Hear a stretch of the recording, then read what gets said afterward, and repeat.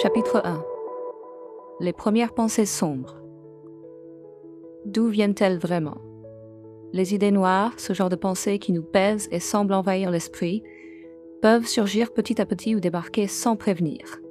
Pour ceux qui les vivent, ces pensées sont effrayantes, incontrôlables et incompréhensibles. Pourtant, elles ne viennent pas de nulle part. Elles sont souvent le résultat de sentiments refoulés, de stress ou de blessures que l'on a enfouis au plus profond de nous. Les comprendre, c'est la première étape pour commencer à aller mieux. Comment ces pensées s'installent? La première chose à faire, c'est de réaliser que ces pensées ne sont pas des caprices du cerveau. Elles sont le produit de plusieurs facteurs qu'il est important d'identifier pour commencer à les traiter. Biologie. Parfois, c'est une question de chimie dans le cerveau. Des substances comme la sérotonine et la dopamine qui régulent notre humeur peuvent être déséquilibrées, favorisant des pensées négatives. Cela peut aussi être lié à des problèmes de santé ou des changements hormonaux. Psychologie. Nos expériences de vie jouent un rôle énorme. Un choc, comme la perte d'un proche, une rupture ou des souvenirs douloureux, peuvent déclencher une spirale de pensées sombres. Comment on réagit à ces événements, c'est ce qui fait souvent la différence entre surmonter ou sombrer. Environnement. Ce qui nous entoure compte aussi. Le stress quotidien, des relations toxiques, l'isolement, tout cela peut contribuer à faire émerger ces idées noires. 2. La peur d'en parler. Beaucoup de personnes hésitent à dire qu'elles ont des pensées suicidaires. Elles craignent d'être jugées, de passer pour faibles. Pourtant, penser à la mort, ce n'est pas rare.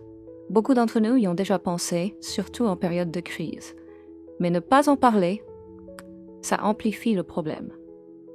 Il est essentiel de comprendre que ces pensées ne sont pas quelque chose dont on doit avoir honte.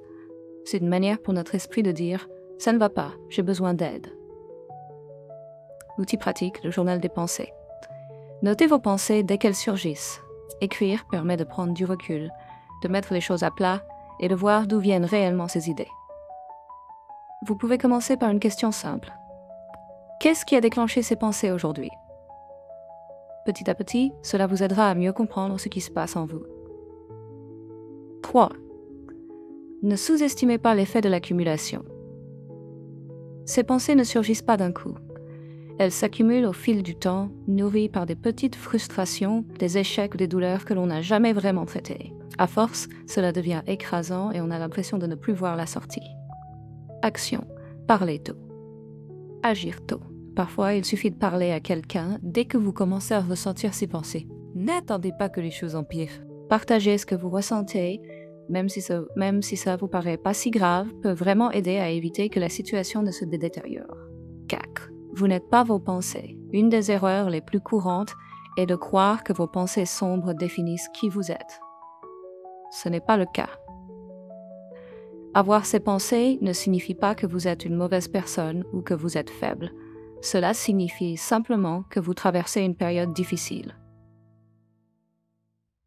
Outil pratique, les affirmations de compassion. Essayez de vous répéter des phrases positives tous les jours, comme « Je mérite de me sentir mieux ». Mes pensées ne définissent pas qui je suis ou je mérite de demander de l'aide.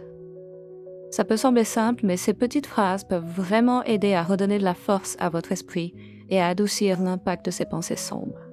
5. Ne restez pas seul. L'isolement renforce les pensées négatives. S'éloigner des autres, couper les ponts, ça ne fait qu'empirer les choses. Même si cela semble difficile, garder le contact avec les gens autour de vous peut vous aider. Parfois, juste quelques mots échangés avec un ami peuvent suffire à alléger le poids que vous portez. Message clé. Restez connectés. Encouragez-vous à parler à vos proches, à rester en contact. Et pour ceux qui vous entourent, soyez à l'écoute sans juger. Un simple message de temps en temps peut vraiment faire la différence pour quelqu'un qui traverse une période difficile. Il y a toujours une lumière. Les premières pensées sombres peuvent sembler oppressantes, mais elles ne sont pas une fatalité. Les reconnaître et chercher à comprendre leur origine, c'est déjà un grand pas vers la guérison. Il est aussi important de vous rappeler que ces pensées ne sont pas la fin. Elles sont un signe que vous avez besoin d'attention et de soutien. Le chemin vers le mieux-être peut sembler long, mais il commence avec cette prise de conscience.